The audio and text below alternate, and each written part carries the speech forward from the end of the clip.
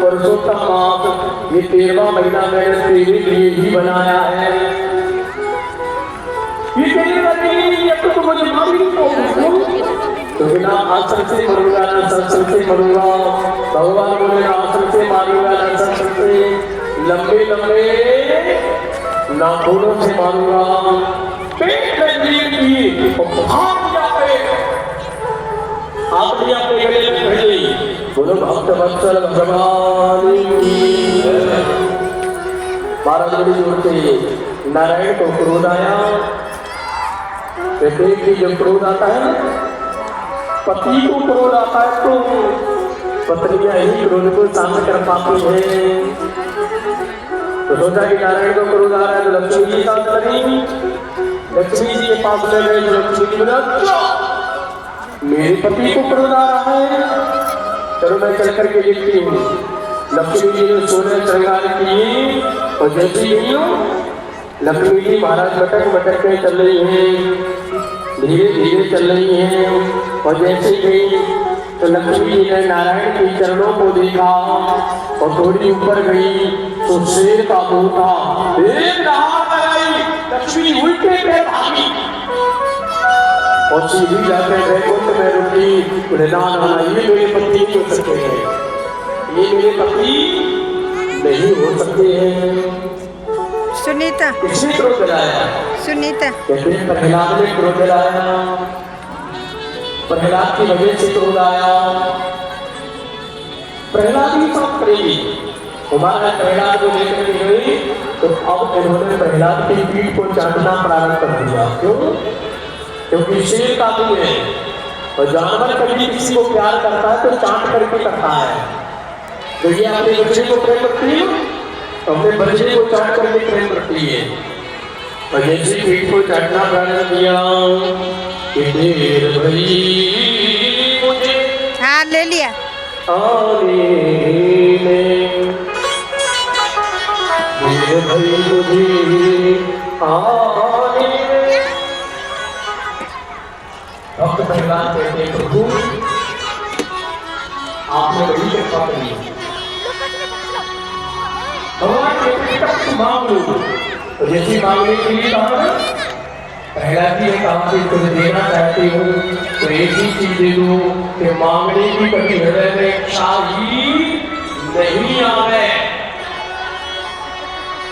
तो जैसे कहा देखिए बेटा कुछ मांग लो। कहते हैं कि इन्होंने कहा ये नारायण मेरे तो पिता है, उनकी सदगति हो जावे। धन है प्रहलाद जी महाराज जिन प्रकार ने इन्हें मारने के प्रयास किया, उन्हीं की सदगति चाहे।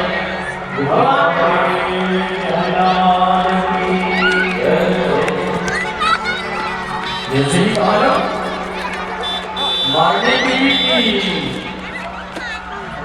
जिन पिता ने मारने का प्रयास किया उन्हीं पिता की सदगति चाहती हूँ।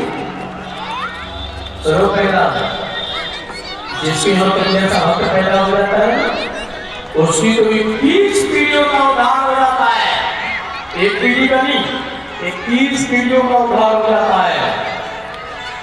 तुम पिता की बात करते हो। और जैसे ही कहा आज महाराज प्रहलाद जी की पिताजी के ऊपर कृपा हुई, प्रहलाद जी के ऊपर कृपा हुई। महाराज प्रहलाद जी बड़े आनंद के साथ रहे। कथा को थोड़ा और आगे की ओर लेकर के गए तो नाम की महिमा बताई। क्या बताई? सबसे बोलो नाम की महिमा बताई। और नाम की महिमा इतनी विचित्र बताई, इतनी अद्भुत बताई कि महाराज भगवान से भी बड़ा कोई है ना, वो है भगवान का नाम। क्या है?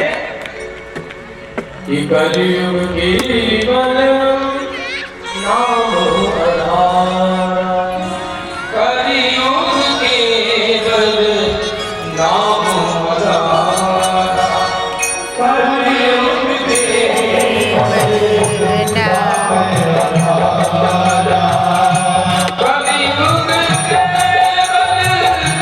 नाम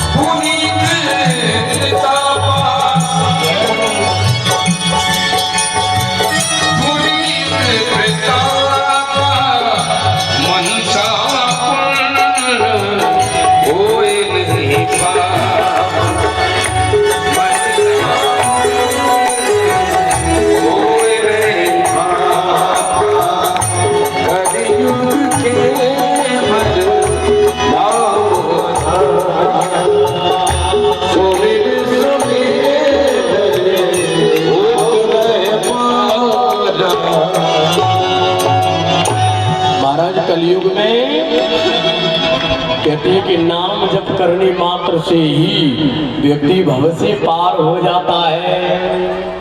कैसे पार हो जाता है, जोर से बोलो। भव से पार हो जाता है।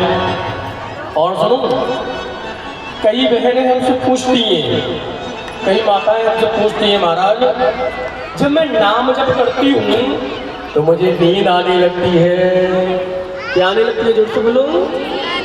जब मैं भजन करने के लिए बैठती हूँ, जब मैं भजन करने के लिए बैठती हूँ तो मुझे नींद आने लगती है। क्या आने लगती है, जोर से बोलो। अच्छा पंडित जी एक बात बताओ, क्या मैं लेटे लेटे भजन कर सकती हूँ? भैया सुनी जी, ओ भैया सुनी जी, क्या मैं लेटे लेटे भजन कर सकती हूँ? मैंने उनसे कहा कि लेटे लेटे भजन क्यों नहीं कर सकते हो? बिल्कुल कर सकते हो। क्यों? क्योंकि भाव को भाव अनख आल सब